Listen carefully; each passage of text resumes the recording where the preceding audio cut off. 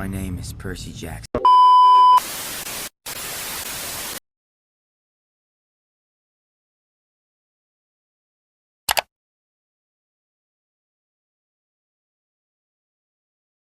All right, so we've been meaning to talk about Cold Springs for a while, mostly just because the trailer came like literally right before we filmed our episode where we're like, okay, we're going to talk about it.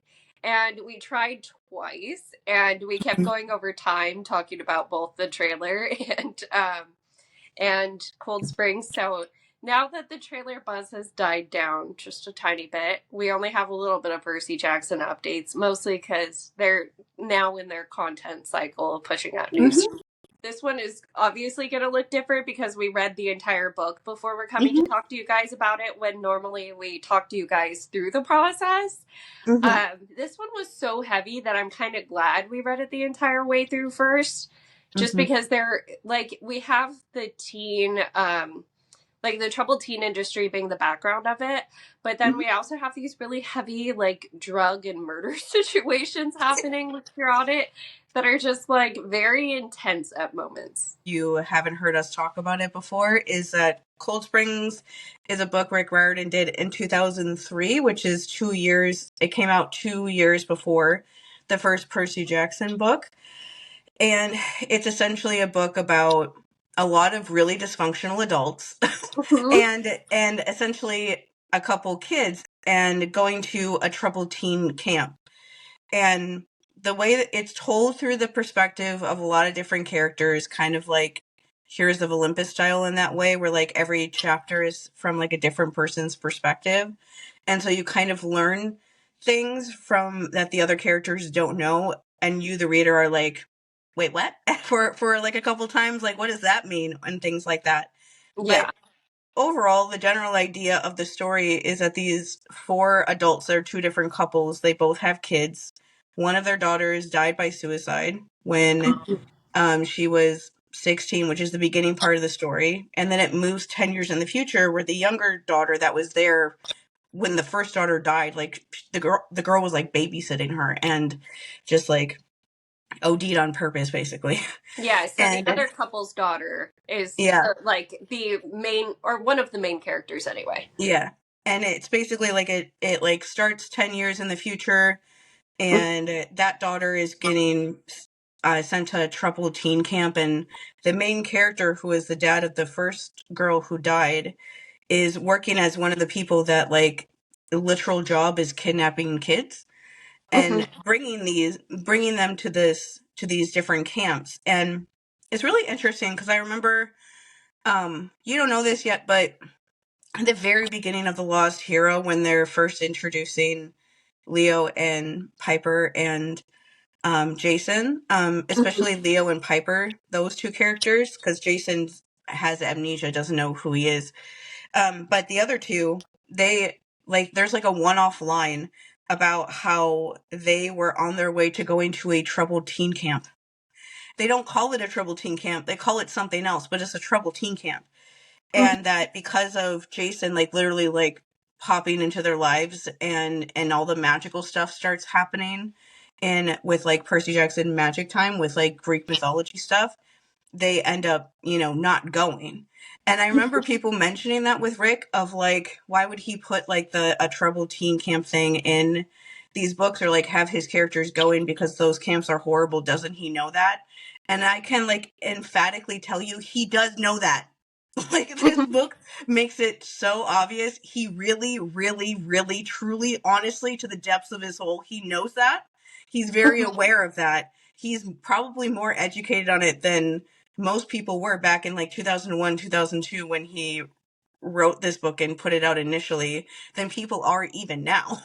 And so I thought that was interesting that people just kind of, it's like one of those things of like, yeah, when you think about it, his characters, Leo and Piper, almost ending up going to one of those, but they get like diverted because of like Greek mythology, like learning that they're a demigod right before. That's like him literally like saving them from a horrible fate.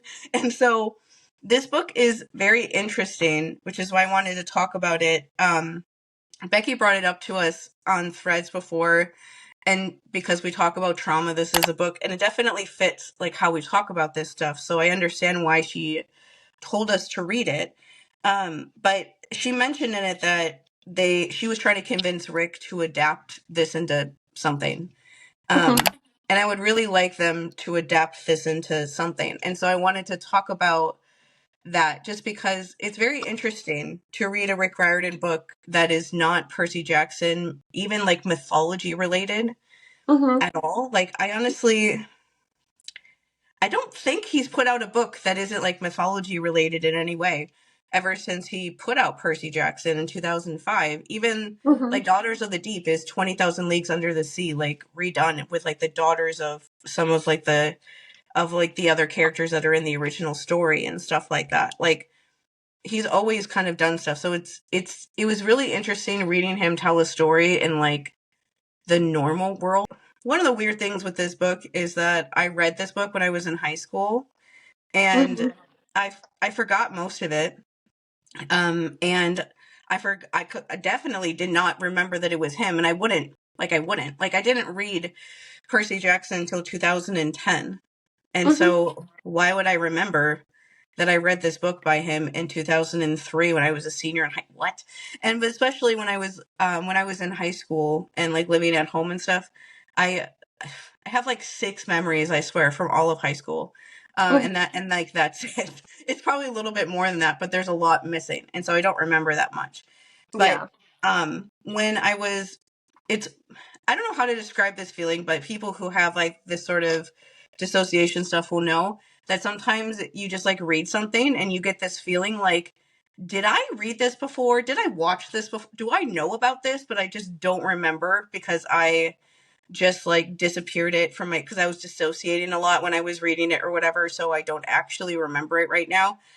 And I went and told my mom about the book, and she's like, I'm pretty sure that we read that when you were in high school. And I was like, I thought that we did, but I didn't want to say that to her and see if, in case I was wrong.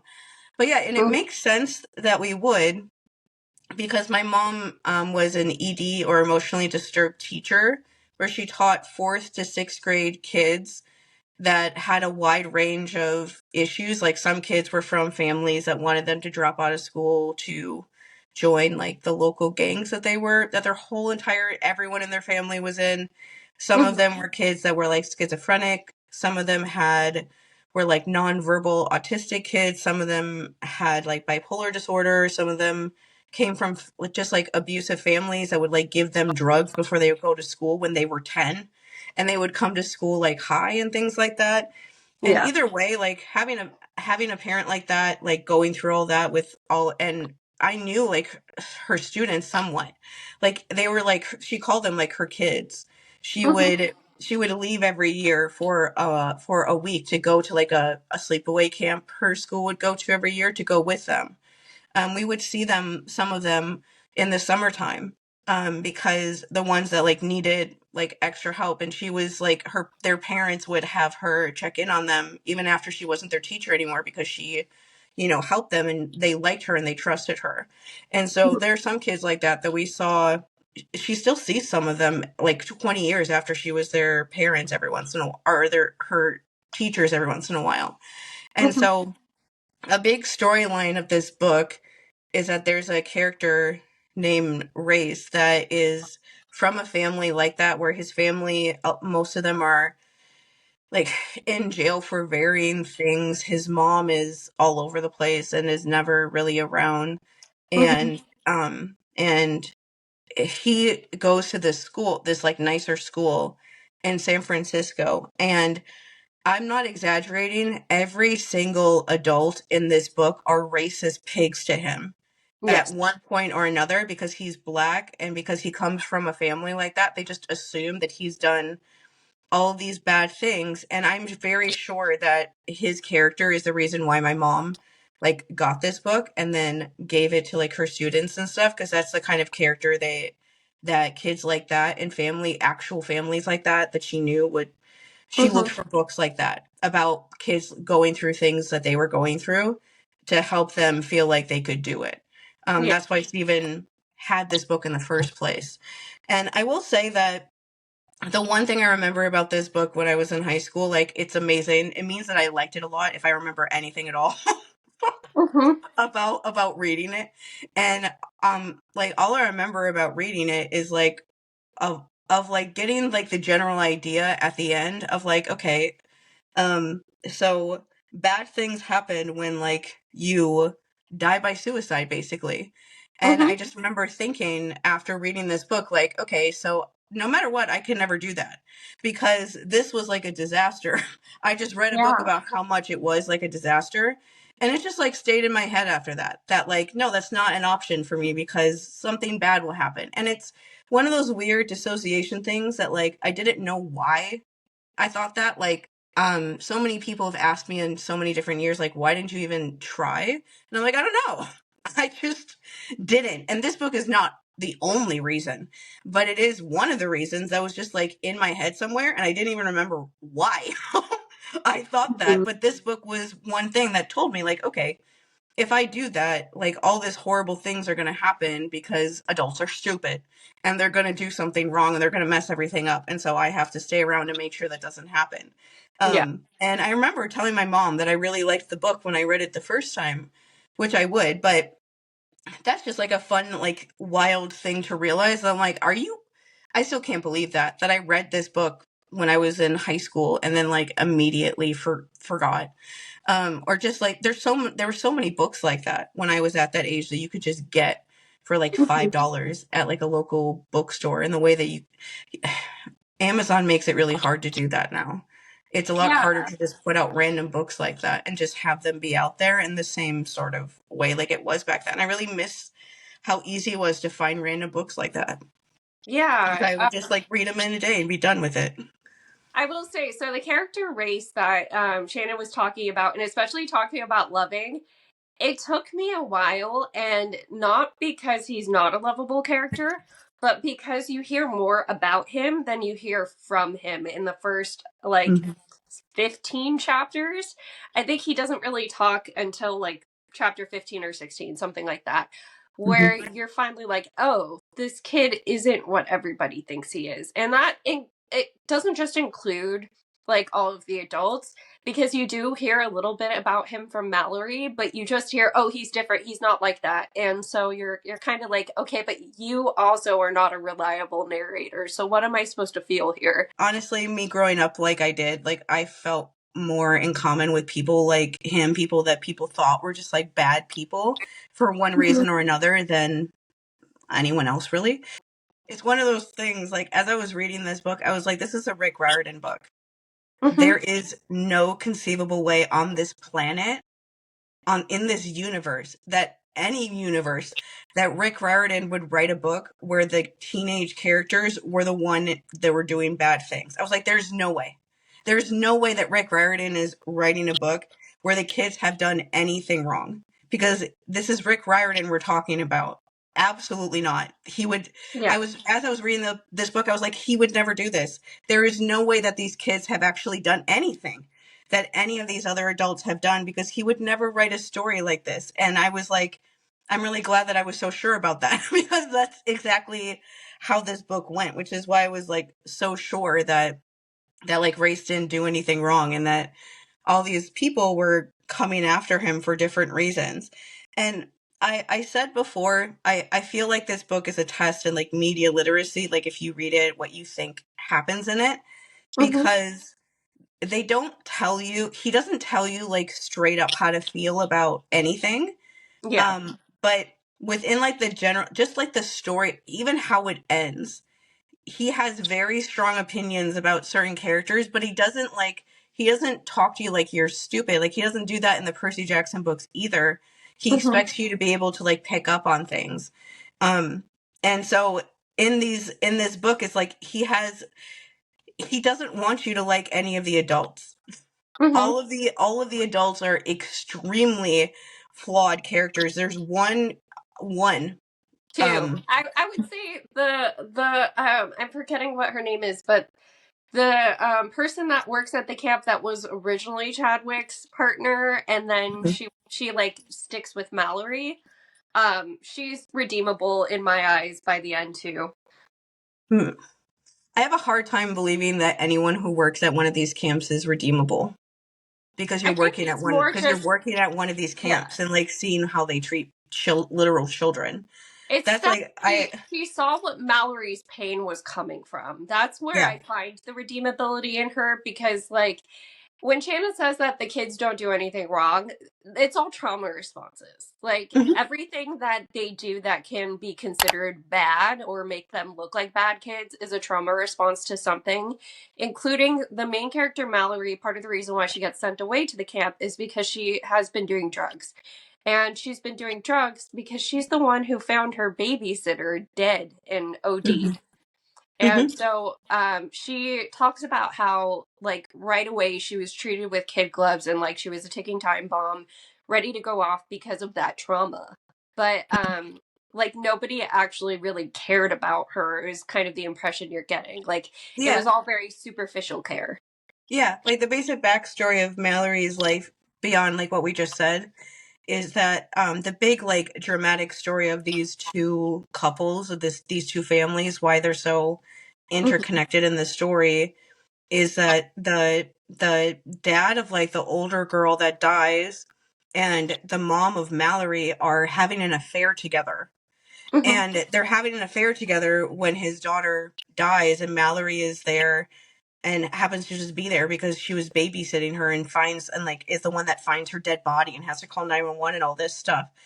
And so um after that happens, like her parents get divorced and she just you can very clearly see that like her parents were just not around. They were fighting each other in court. And Mhm. um one thing I thought I could talk about, as like since my mom is a teacher or was a teacher my whole childhood, she didn't stop being a teacher until like 2 years ago really, Mhm. um is interesting because Rick Riordan has both of his parents are teachers.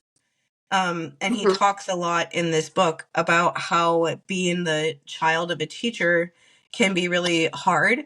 because you can't really just like there's no separation between like your home life Mhm. and like school life. And so like you're everyone at all the other teachers at school know who your parents are, know who your parent is, like your like friends or just like your classmates and stuff know who your parent is. And it's just that's a lot of like the stuff that's going on with Mallory and also the older daughter, is that they feel like they can't be themselves or do anything because their parents are always there. Everyone knows who they are. Everyone will go and like tell them whatever's going on with them in a way that usually wouldn't happen when you're at school.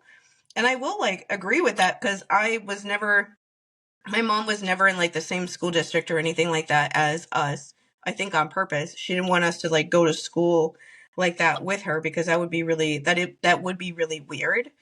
Mhm. I always liked the teachers that I had when I was growing up. Like I always talked to them more than my classmates most of the time. And part of I think why I always liked teachers is because my mom was a teacher, and so I was just like, oh, teachers are nice. Catherine's the older daughter in this book that dies. She talked a lot from her perspective about how it was like impossible for her to like make friends at school at all because nobody wants to be friends with you when your parent is one of the teachers. They just think you're Mhm. gonna like tell on whatever they're doing.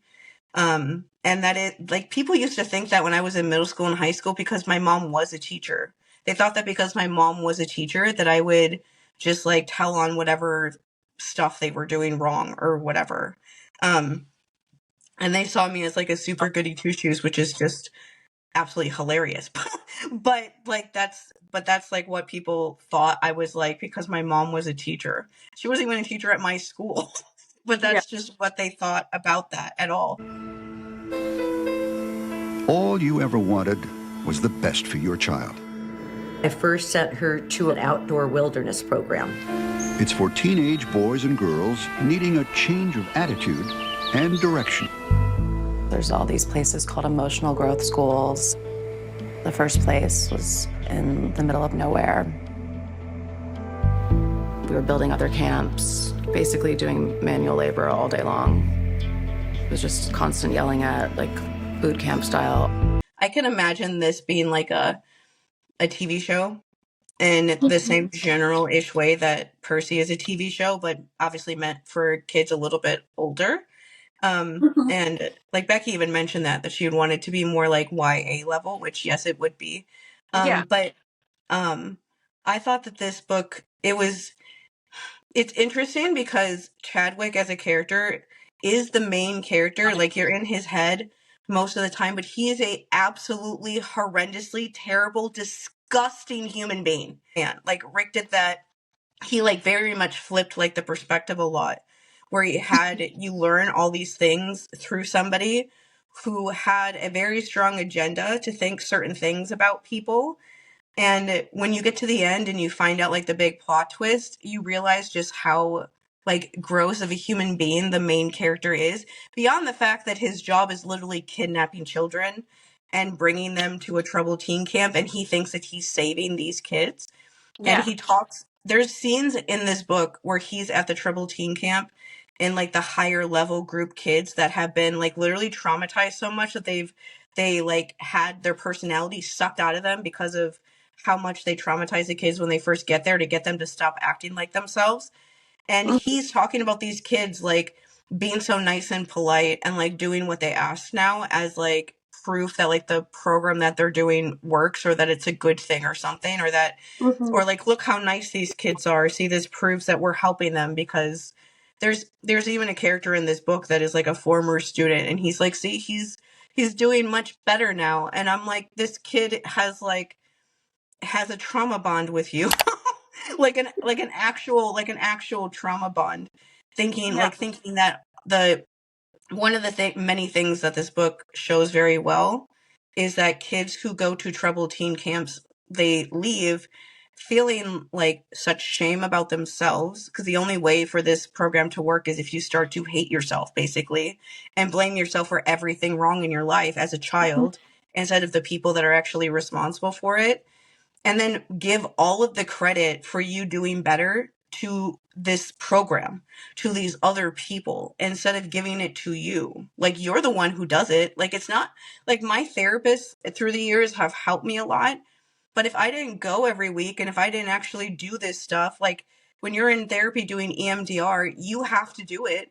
Like Mhm. you have to like do it. There were times when I did EMDR where I would, oh my God, there's one huge memory that we worked on that it took us 2 months to get through one memory. And the first time my therapist brought it up for me to do it, I like hysterically cried the entire session because I was so scared to do it. And so Mhm. she like cut it into these tiny little pieces over like 2 months time to get me to do it. And that Yeah. was the only way that I could do it. Like I told her I was terrified. I said no. I told her no, I can't do it just like that. And so she found a different way for me to do it. Like, my therapist helps me, but you have to actually do it.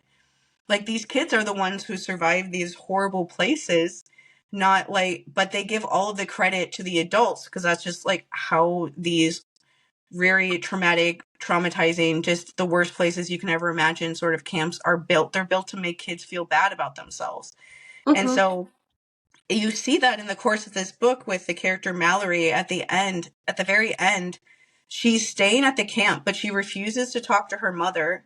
And Mhm. she is staying at the camp because she thinks that she's too messed up to be around other people. She thinks that the people at the camp are the only people she can be around because she's gone through too many things, and she's gone and she's done such horrible stuff, and all these horrible things have happened to her that she can't be around normal people. Like, she convinces herself that she doesn't even care about race, and I don't believe her when she's at the end of this book at all, but she's convincing herself that they don't even have a real relationship because she feels like she can't leave this camp, because if she does, she's going to do something bad again, and she needs to stay at this horrible place and like punish herself.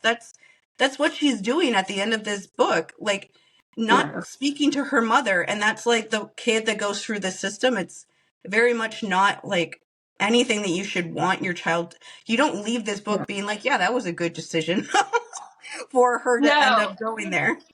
Yeah, the only positive of her ending is she originally was a horse girl, and that got derailed Yeah. like immediately because her childhood was ruined. But yeah, you leave this book thinking that the main character, Chadwick, was literally responsible for everything because of the plot twist. Like, Everything. And like I feel like It we goes should back just to the very first chapter of like, shoot, that was all his fault. Um, yeah, like yeah, you have to like really say what the plot twist is, and this is why I'm like, this is Rick Riordan making like a very definitive point about these sort of things because of how he set up this story. But yes. Chadwick is the guy who works for the troubled teen camp, and he's the one that kidnaps the kids and brings them there. He's the main character. He's in a bunch of scenes where he goes back and forth between thinking this person. There's a basically the character of Race that we brought up. His mom is killed at the very beginning of the book, and so the rest of the book is all about this thing of trying to figure out who did it. And they think that one of the two kids did it for a lot of the book, and they go back and forth. He goes back and forth between thinking who did it and who didn't, and all this stuff. Anyway, there's you get to like the very very end of the book, and his like nice partner person is talking to him and is like, hey, this kid said that you told her that you killed somebody when you were like in the military, but I could tell that you were lying about that because your friend that was in the military with you had no idea what I was talking about. So Mm-hmm. why don't you actually tell me the truth? And so the big moment from the very beginning of the book is Chadwick, his daughter, Catherine, goes to a house where she's getting drugs from Mm-hmm. somebody. She goes and picks some up, but we're inside her head and we can hear her thinking about how she just wants to die. Mm-hmm. She's just dying by suicide. She's wanting to overdose on purpose. It's not like a mistake. She wants to die. And she's just using the drugs as a way to do it. And so they go to the house. She has like the little girl, like Mallory, with her that's only 6 years old at the time. They go back to their house. She tells Mallory to go in the living room to watch like the Little Mermaid, I think, when she overdoses, and that's basically the thing that you think is happening throughout the course of this book is you think that Catherine, her dad Chadwick, you think that he's holding a grudge against the kid Race that's dating Mallory because his older brother was the one that was like dealing drugs to his daughter, and that's and I'm like, you're just being racist right now. But before that, you start thinking Race's older brother is part of the plot too. That he's Yeah. like that he's definitely the one who killed his mom, who hmm is putting everything into action that's happening in the present. And hmm like they at some point they reveal, oh, he's been dead. And at first I was thinking, okay, but he's supposed to be this like drug dealer, gangbanger. Maybe he set that up so he looked dead. That's what I called the Rick Riordan plot twist, where he reveals that the older brother named Samuel of the character Race has been dead this whole time. And so Yeah. then I was like, did they find somebody else and that's not actually him and he's still alive? Yeah. Is there somebody like pretending to be him or something? Those were like the only things I could think of. But I was like, oh, that's interesting. And I was like, oh God, now everyone's going to think that the kid like did it. And I was like, there's no way that Rick Riordan would have a kid actually murder somebody. So it has to be somebody else. But I was just like, oh God, this is going to get really stupid with the Chadwick character. And so to sum up this crazy story, like crazy and like not Rick Riordan bad writing, but like this character is the character Chadwick that you get told the story through. Not only did I mention before that he's having an affair with Mallory's mom, and so they're secretly having an affair together. He's married and she's married, and they're all like friends, and they're just like having this really weird affair together when all this stuff is going on anyway, which is what makes this decision to me also completely just like out of this world is that Chadwick 100% is a super racist little freak because they tell us at the very end of this story that back at the beginning when his teenage daughter was still alive, he convinced himself that the reason why his daughter was like skipping school sometimes and like doing drugs and doing like quote unquote bad things was because she had been manipulated and whatever by Samuel, Race's older brother, and he was like, he's pretending like he loves her and he doesn't actually love her. He's just manipulating and abusing Yeah. her and getting her all hooked onto drugs and stuff like that. and all this stuff. And I was just like, I'm pretty sure that he could actually have feelings for her because he's actually a human being. I don't know if people know Mhm. this, but people who come from families that end up dealing drugs in high school because that's the only option they got, they also have feelings and they're also a human being. Mhm. You jerk. And so right away I was just like, I'm sorry, are you talking about this kid as if he's like this demonically possessed horrible like maybe he was like doing that stuff, but he was also a teenager. Like Yes. he was also a teenager. They were both like in high school basically. And I'm like, he's not like an older man or something like that, like using her like that. But it was very much like a cope of like, oh, my daughter is only struggling because she's being hurt by this other person. And so he loses his mind and decides, I'm going to scare this guy away because they're dating. You don't find out until way into the book that they were dating and that he knew that they were dating when she died. I don't even think he ever told like his wife at the time about that. Norma's like the No. one character in this book who is Chadwick's wife. She's the best. I'm like, I want to live my life like this woman. She's great. And of course she's the one that's calling him on all of his stuff. The entire book, she's like, what is wrong with all of you? Like literally every single character. She's like the voice of reason throughout this entire book to anyone she comes across. And anyway, so he for some reason decides like, I'm gonna front the teenage guy who's like selling drugs to my daughter, who's not only selling drugs but is her boyfriend, because that sounds like a super good idea. And out of all the people in the world that I'm going to help like get into this scheme, I'm going to ask the husband of the friend that I'm having an affair with. You know, that woman, Anne, that I'm having an affair with? I'm going to ask her husband, who has no idea that we are having an affair together, to help me with this. And so they go to like a, like a warehouse or whatever to meet like the kid Samuel, who is still like a high school kid.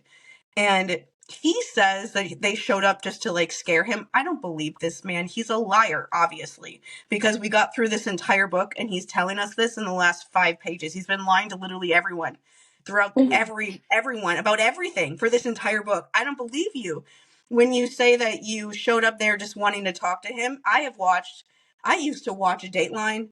Every person says that. They all say like, oh, I didn't mean to kill them. Oh, but you somehow magically just like ended up killing them. And so basically what happens is him and the husband guy, who doesn't know that his wife is cheating on him with Chadwick, shows up. And the kid is there. He like has a gun, but he's just like kind of waving it around or whatever. And the husband's name is John. He shoots the kid like 3 or 4 times and he dies.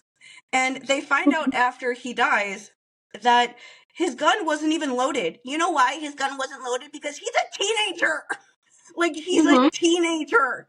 Just because you grew up in a horrible family and you are dealing drugs as a way to make money because you don't have anybody helping you with literally anything at all in families like this, doesn't negate the fact that they are a teenager. He was a teenager. He was just trying to scare them off. And they annihilate him, kill him. And not only that, they kill him. They wrap his body up in like plastic wrap or something and throw him in the ocean.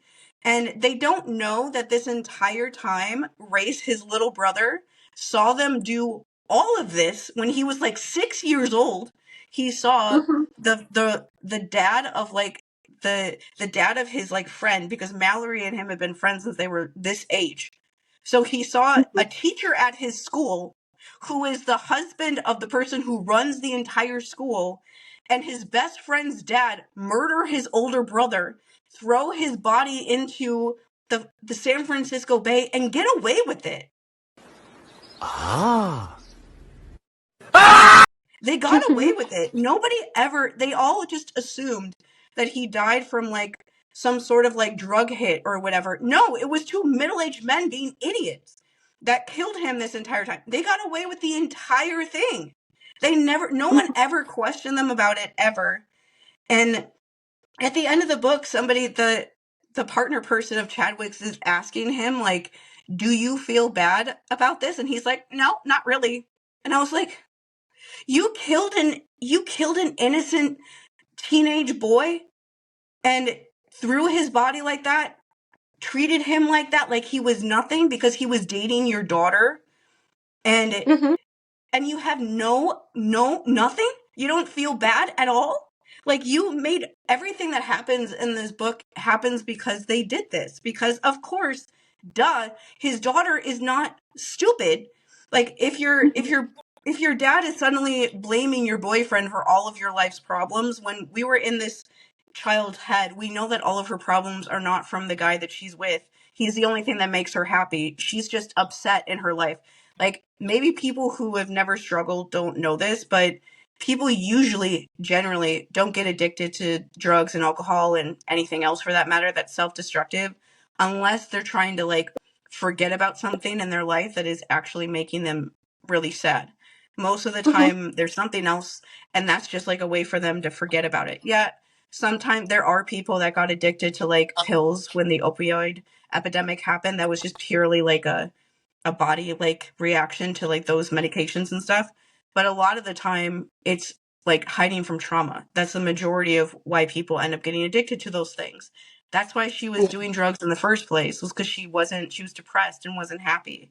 And so of course, suddenly her boyfriend, that's the only thing making her happy in life, disappears, and they find him dead a little bit later, and they say that it's like a drug hit, but her dad is like this weird guy that used to be in the military that has guns and stuff. And so she obviously suspects her dad of killing her boyfriend and getting away with it.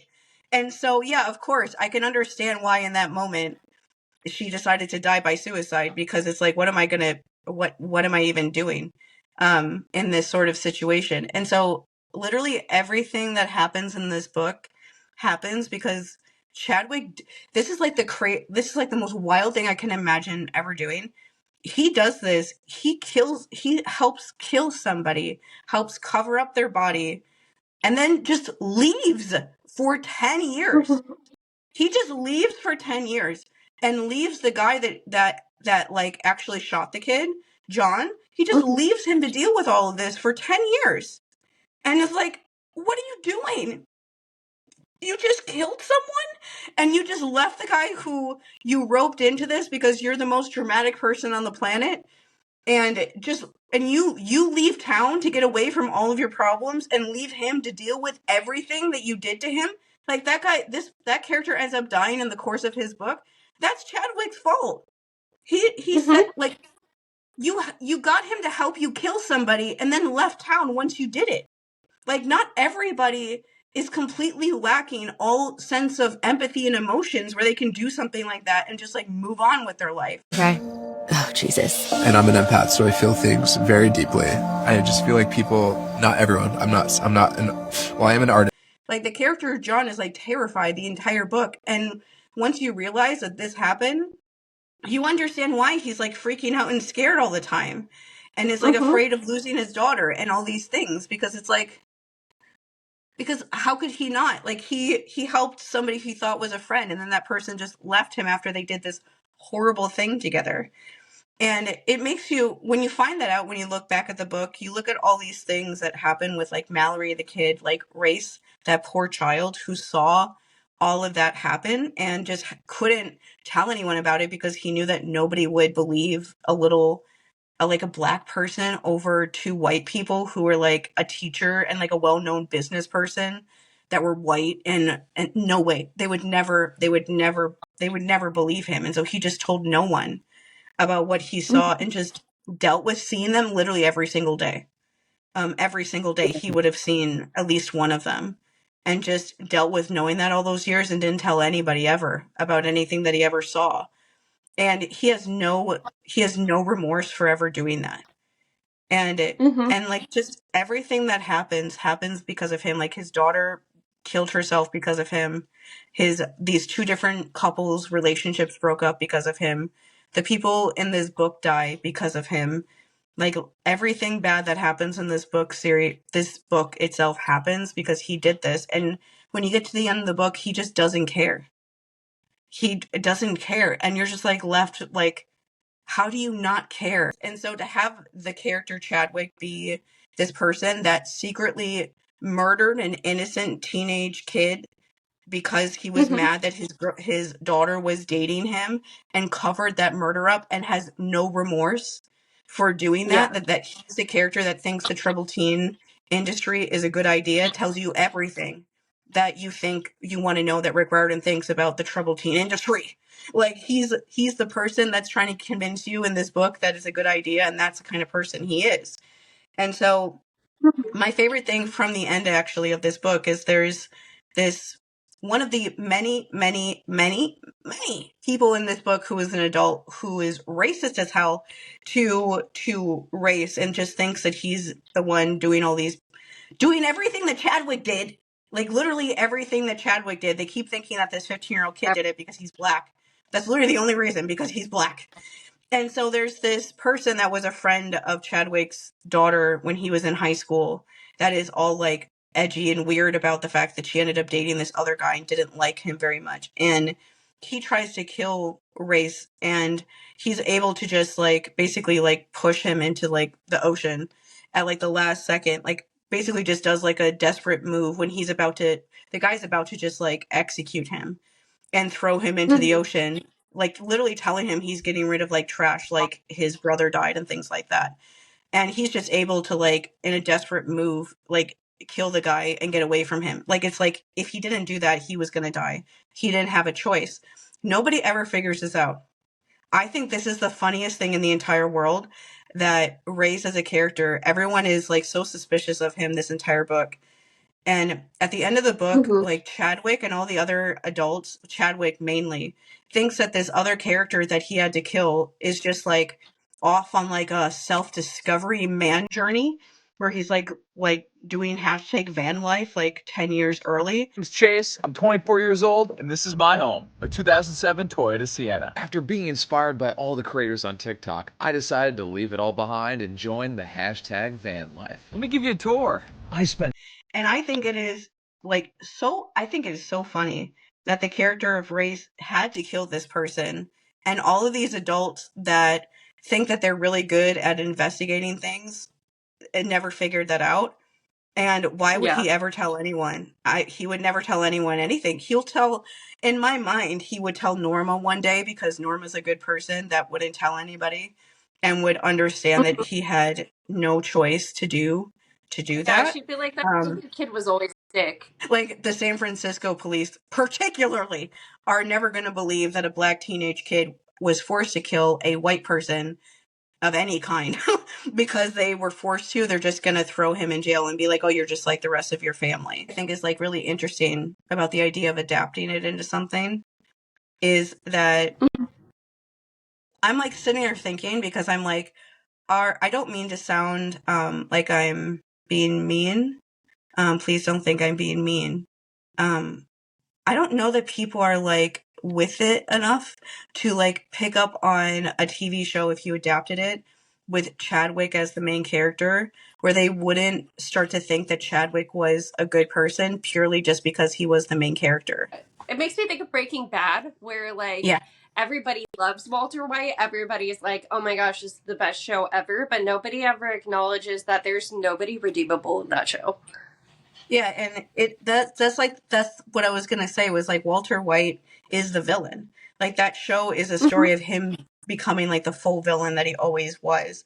But when people watch the show like live, there were so many people who defended him for way too long and would like demonize his wife and demonize like other people. It wasn't until he started coming after Jesse really bad that people actually started to realize that he had been the villain all along.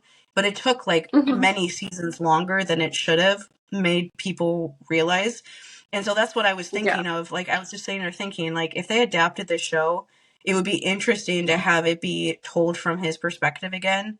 But I don't trust that people would be able to pick up on it right now. And the last like kind of stuff we need out there right now, even in like many years from now, because of how long it takes to adapt things, is a TV show that shows like a teenage girl being like wild and crazy and thinking that this like grizzly middle-aged man is the one that has to like help her on her path and things like that. And so I like more the idea of kind of like the general thing that Becky brought up was I like the idea of telling the story purely from Race and Mallory's perspective. Like, start the story telling it more from Catherine's perspective until she dies, and then and showing like bits and pieces of like the adults and stuff that you need when they're not around, but having it more primarily be focused on them and their experience, just to like make it as clear as possible what's really going on, not only with like the camp that they're at, but with these adults as well, that none of them are trustworthy and all of them are using these kids. Like, the one thing from this story that I would change is, there's a couple parts in one of the chapters where Chadwick is acting like he's not a racist freak, and he gets mad at some people for using the N-word. I don't think you should ever use that when it's being written by somebody who's white.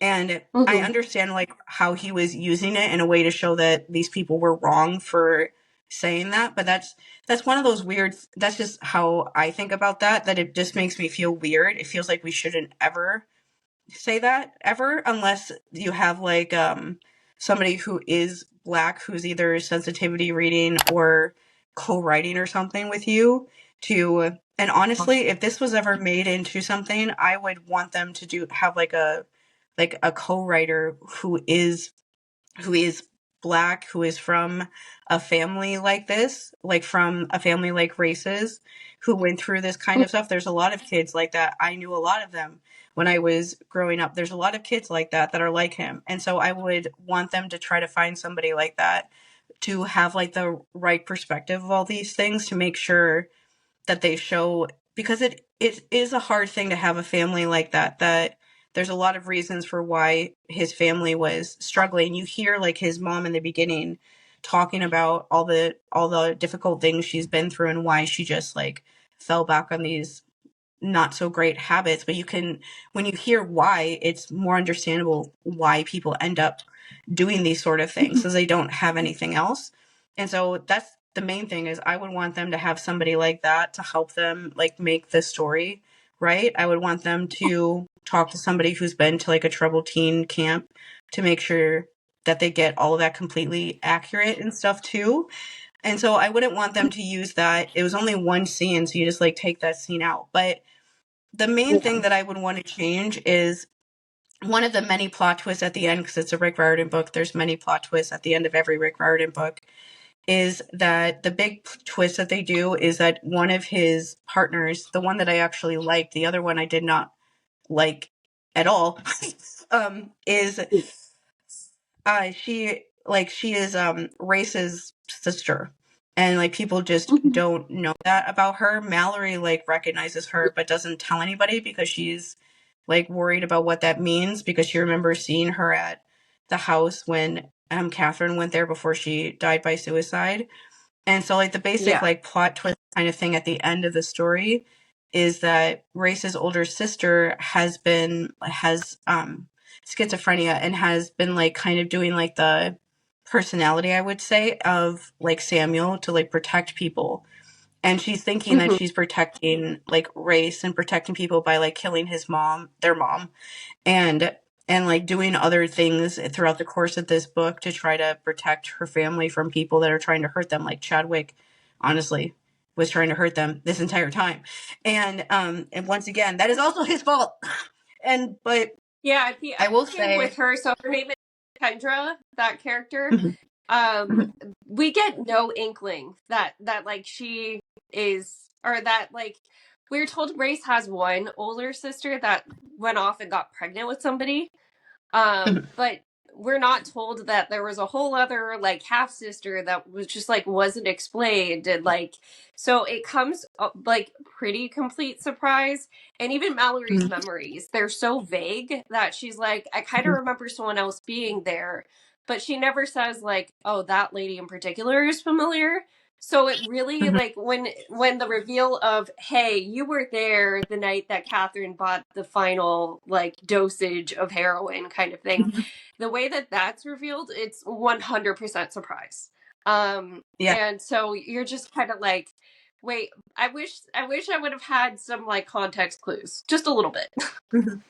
Yeah, and I will say, one thing I was going to say is that I told Mandy this before, but the main thing that I would change is I would make the Olsen character, which is his other partner person, I would make her be the one that's actually doing things, because there's little hints in the story, like, that give you the idea that, like, something weird is going on with her. And so I would just make her be the one to do it and make the Kendra character just stay his partner, because I don't like the idea of having like two of like the black characters secretly related, because that's like a weird trope with minority characters that they all have to, like, that's like how people, like when Star Wars was going on, people used to say like, oh, maybe Finn's related to Mace Windu because he's the only other black character in all of Star Wars. That's literally all it is because they're the only black characters. It was either Finn's related to Mace Windu or Finn's related to Lando. That's all you got in Star Wars. And so I don't like when people do that kind of thing.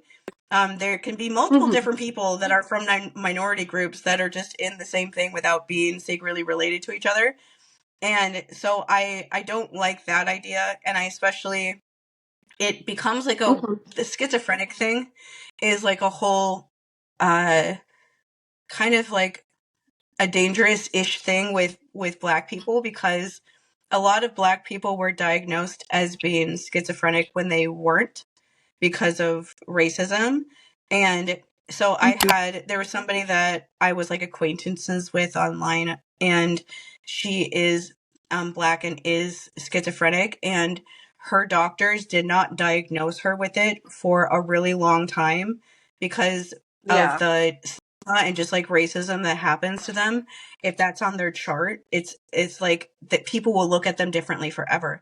And she actually was like, when I was friends with her and stuff, I would notice when like stuff was going on, and she would have to like change medications and things like that to try to find like the right fit and stuff for her. Like, the way that she told me the story made it like clear about how it works is like, she was telling me how she moved back home with her family after she graduated from college, and her mom, she was working like a night shift job where she would come home at like 7 o'clock in the morning, and her mom would like make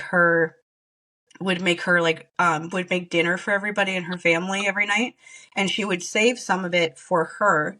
And her mom was a psychiatrist, which is why her mom like realized what was going on when most people wouldn't have for much longer. And she never ate like her mom's food. And her mom one day finally asked her like why she wasn't eating the food that she was leaving for her, and she was instead like throwing it out and buying something herself. And she just like very calmly told her that, I'm not eating your food because you're trying to poison me. And she was just like convinced that her mom was trying to poison her every day. And I know you're trying to do this to me, and you're not going to catch me. And it's one of those, like, the way that shows like the irrationality of it is that she's living in the house with her. She's not trying to move out. She's living there every day. She's around her all the time. The only thing that she's doing differently is that she won't eat food that her mom cooks her, because she's so convinced that her mom is trying to poison her. Her mom obviously is not trying to do that. And so when she said that to her mom then had her go to see a friend of hers that was a psychiatrist, and which was when they started like figuring out that she was schizophrenic. Because like living in the same house with someone that you're convinced is trying to poison you is like something that schizophrenic people would do. And so anyway, I would rather them have like the white character in this story be schizophrenic, because there isn't like horrible, painful, like racist attached stigma with that, with like there is with black people being labeled as schizophrenic, purely just because of people just like pathologizing everything that they do because of just racist stuff. And I don't expect like 2001 Rick Riordan to know these things. And that's why I'm like, people back then especially didn't know these things. I think this is probably why Becky mentioned that he didn't think that, he said like, oh, I don't think we should go back to that story. We should just like leave it. That's probably why he thinks that, but you can just change it. Just make like, honestly, Olsen being the one that's doing it makes more sense, and it's just as like scary and weird if it's her. Just have them switch.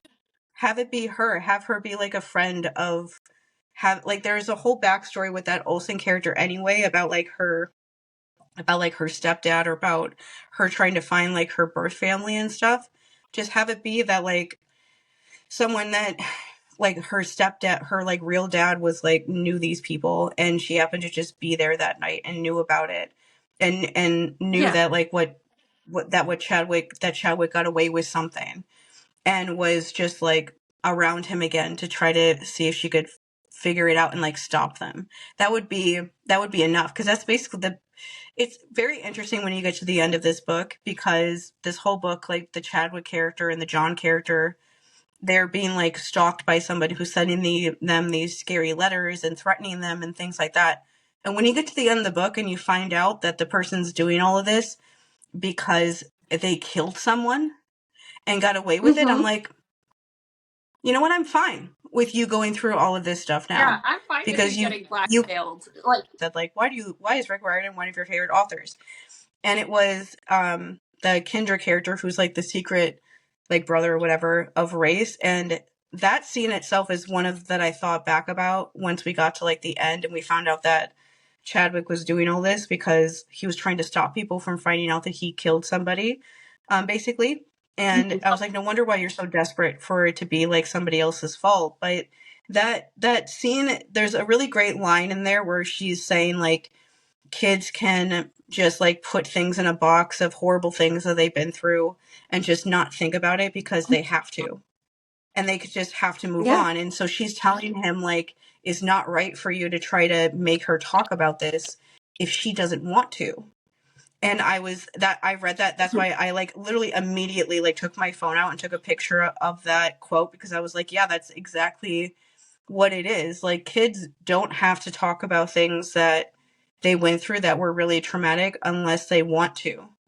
Nobody has to hear about it. If you don't want to tell anybody what happened, you don't have to.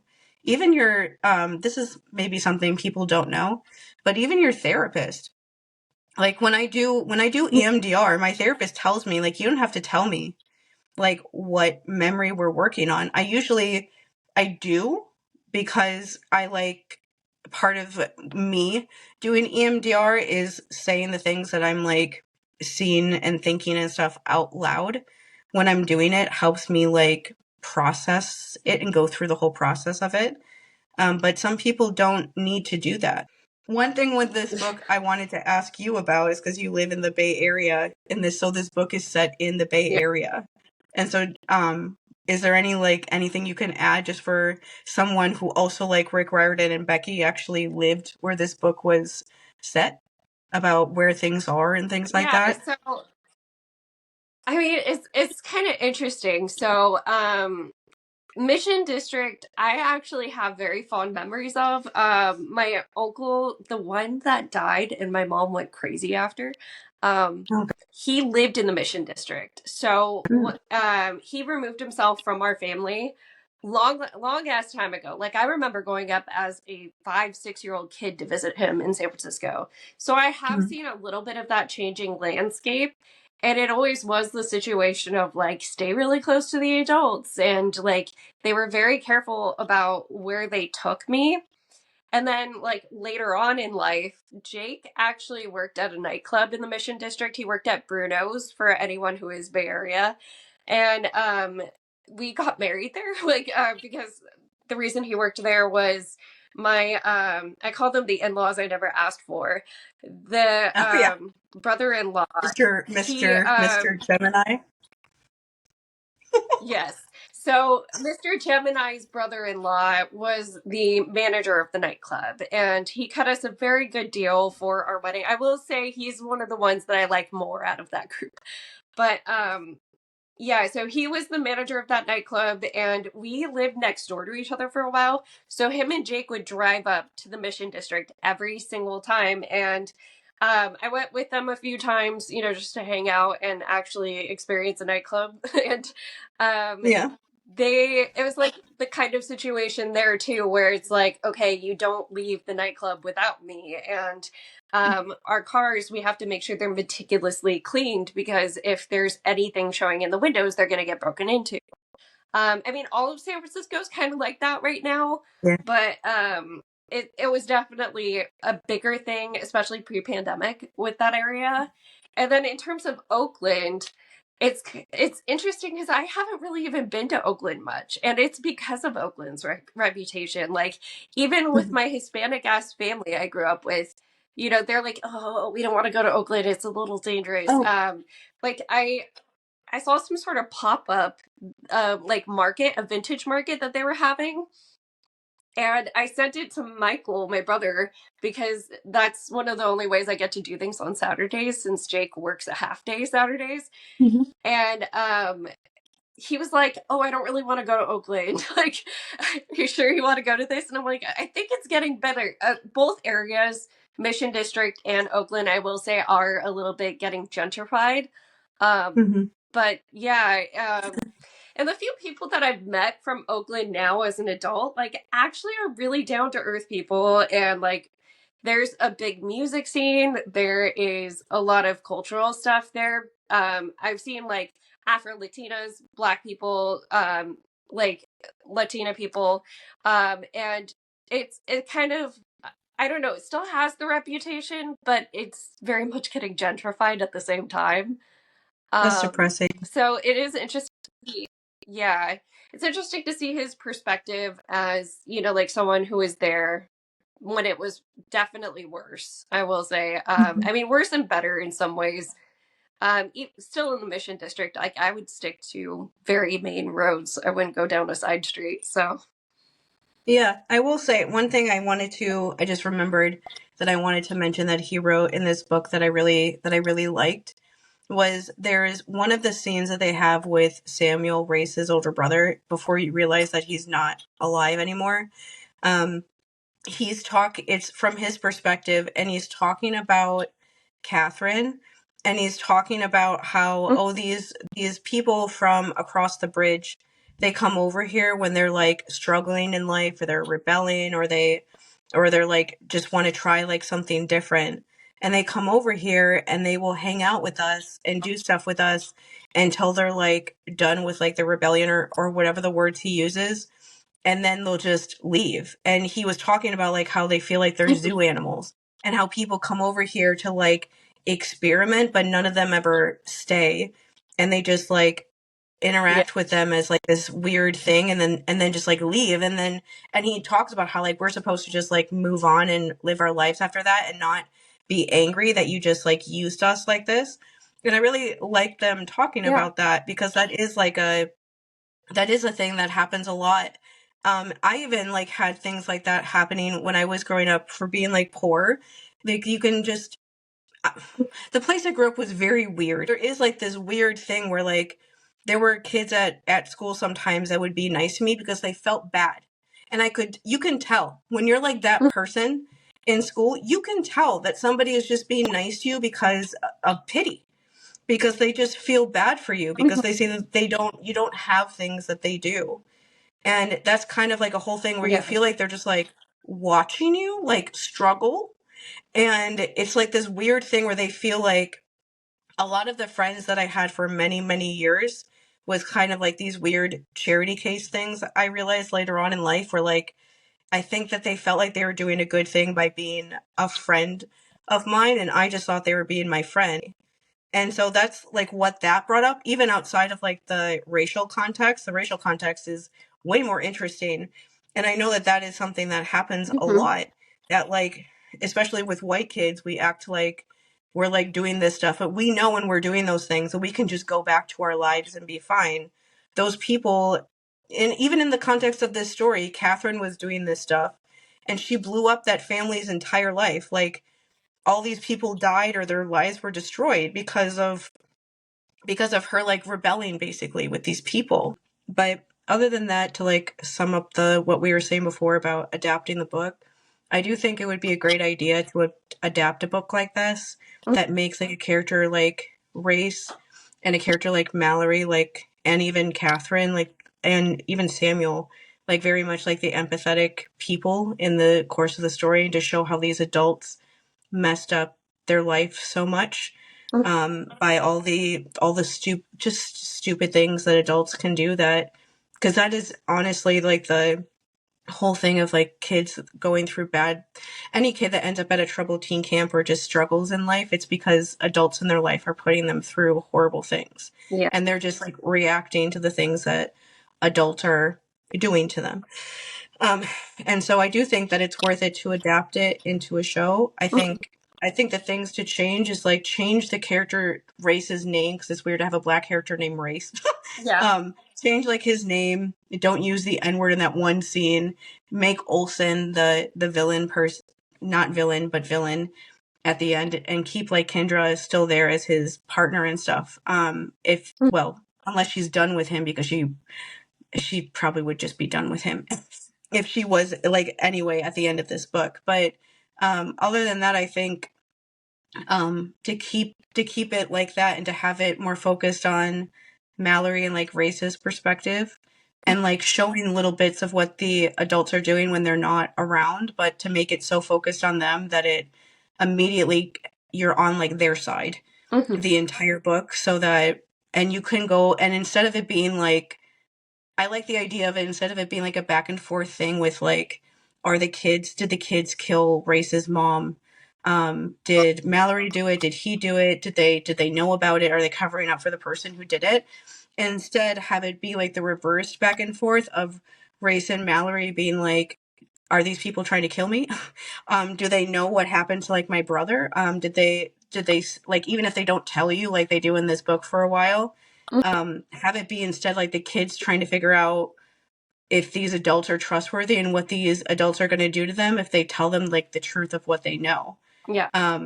Just to keep it centered on them instead. And the one last thing I will say is it's generally interesting to me that Rick wrote a series with camps, with Camp Half-Blood and then Camp Jupiter eventually. And I think one of the things I think is really funny about Percy Jackson books in general is how people sometimes make jokes about how like the camps, how could these camps like exist in like this world? Like, aren't people like wondering what they're doing there? And I'm like, troubled teen camps exist. Yeah. Like Camp Half-Blood is like selling produce at least. No one cares in reality right now what happens with like the kids that are seen as troubled kids. Yeah. And like Camp Half-Blood is a much better version of like a troubled teen sort of camp, but that's absolutely what people think it is in the Percy Jackson books. And I just think it's funny that people think like, how could the camp like this exist in real life when we have camps that literally waterboard children at them in Utah, like probably run by Mormon organizations right now. Like they're much worse. You're just not aware of it. Maybe you should be though. And I like the idea of this book making people who aren't aware of it more aware, and just telling kids that might be going to these camps that like after they leave, that like, hey, this is really messed up. Like, clearly Rick is not above fixing things that he would rewrite in things. And that is, we're already seeing like glimmers of it with some of the Percy Jackson promo. You know, Percy Jackson, it's been practically as long since he wrote that. I mean, they're not too far off in time periods of when they were written. And we know that he's already corrected so much, but like he could do the same thing with this if he did adapt it to a series. And I mean, he could be the king of this, you know, like I'm going to constantly rewrite my own stories.